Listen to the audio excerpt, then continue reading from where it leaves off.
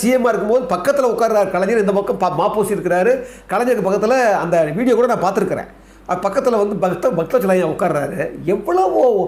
எவ்வளவோ அரசியல் வேறுபாடு இருந்தால் கூட அந்த கடைசி வரைக்கும் அந்த கல்யாணத்தை இருந்து வாழ்த்திட்டு போனாங்க பாருங்கள். அப்போ சொல்கிறார் அவர், தமிழிசை எதிர்காலத்தில் பொது வாழ்க்கைக்கு வருவாங்க, எந்த வகையிலும் திரு சவுந்தரராஜன் அவர்கள் அவங்களுக்கு வந்து அவங்க தடையாக இருக்கக்கூடாதுன்னு சொல்லி அப்போ அவர் வாழ்த்திட்டு போகிறாரு.